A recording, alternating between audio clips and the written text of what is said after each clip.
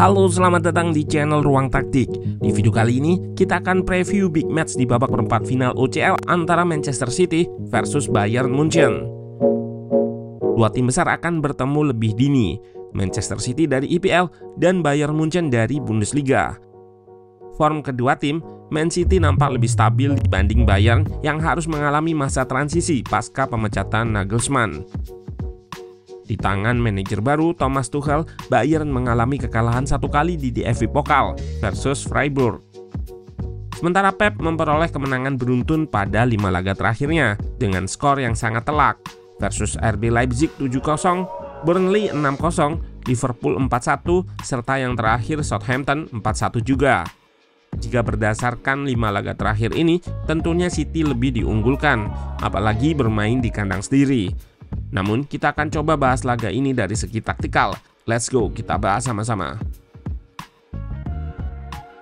Sempat cedera dan gak tampil pada laga versus Liverpool, Haaland langsung starter dan mencetak gol di laga versus Southampton. Ujung tombak City ini kemungkinan besar akan tampil. Berbeda dengan Bayern, yang kemungkinan tanpa nomor 9 murninya, yaitu Choupo-Moting yang mengalami cedera lutut. Di laga sebelumnya, Gnabry yang diplot sebagai striker. Juga ada Pavard yang diplot sebagai center back lantaran Upamecano terkena larangan bermain. Haaland kemungkinan besar akan duel dengan Matthijs de Ligt atau Dayo Upamecano sebagai center back. Duel di lini tengah akan terjadi antara De Bruyne dan Gundogan melawan Kimmich dan Goretzka. Juga akan ada duel John Stones yang diplot sebagai gelandang bertahan bersama Rodri melawan Jamal Musiala ataupun Müller. Kita simak bagaimana tumbukan formasinya agar lebih jelas menggambarkan duel taktik dan pemainnya. Man City kemungkinan besar akan menggunakan 3-4-2-1. Formasi 3 center back yang cukup unik lantaran kalau bertahan nggak jadi 5 back seperti formasi 3 back pada umumnya, tapi akan diubah jadi 4-4-2 dengan John Stones yang drop sebagai back. Sedangkan Bayern, prediksi ruang taktik akan menggunakan 4-2-3-1 atau bisa juga ketiga back guna mirroring formasi menyerang Manchester City.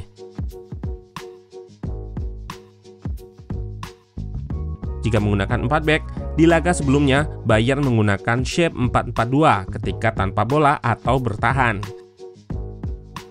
Baik Bayern maupun Man City harus berhati-hati jika menerapkan high pressing, lantaran ruang di belakang lini bisa diekspos dengan umpan akurat serta kecepatan pemain depan, seperti yang dilakukan Bayern ketika melawan Dortmund.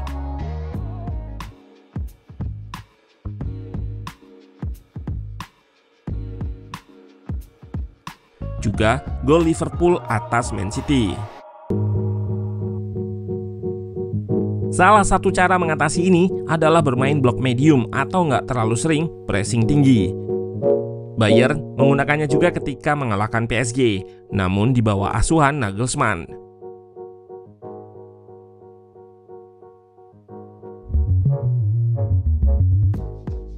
Pun begitu, bukan perkara mudah mematikan City di tengah. Pemain-pemainnya punya ketahanan pressing tinggi dan diperlukan organisasi pressing atau bertahan yang baik dari pemain Bayern. Ditambah, City menggunakan midfield box yang membuatnya mudah mengurai press lawan. Midfield box ini terdiri dari double pivot, Stones dan Rodri serta double 8, Gundo dan Kevin De Bruyne. Jika kita plot ke formasi Bayern, maka bisa dilihat akan ada menang jumlah di tengah. Ini berguna untuk bermain kombinasi, melewati press Bayern. Dan jika winger Bayern merapat, maka akan terbuka opsi passing ke sayap. Juga, jika salah satu gelandang marking double pivot dalam hal ini Rodri, maka Stones akan terbuka. Winger Bayern harus sering bergerak merapat dan melebar guna mengatasi hal ini. Artinya dibutuhkan kerja ekstra untuk bergeser ketika City sirkulasi bola ke kiri ke kanan. Tujuan City menggeser blok pertahanan adalah untuk mengakses winger mereka di situasi 1 versus 1, seperti yang terjadi pada gol versus Liverpool ini. Saat ubah serangan ke De Bruyne, Robertson press namun lepas sehingga Mahrez bebas dan City nggak akan langsung menyelesaikan peluang di sisi tersebut, melainkan akan di-switch atau diubah ke sisi lain.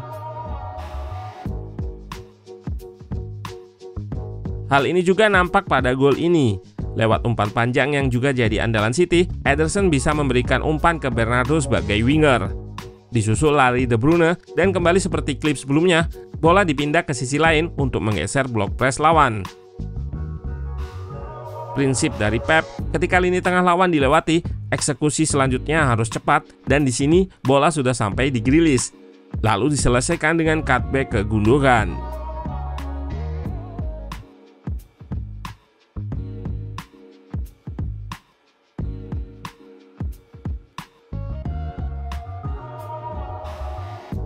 Di konferensi pers terbaru, baik Tuchel maupun De Ligt sudah paham bahayanya Haaland.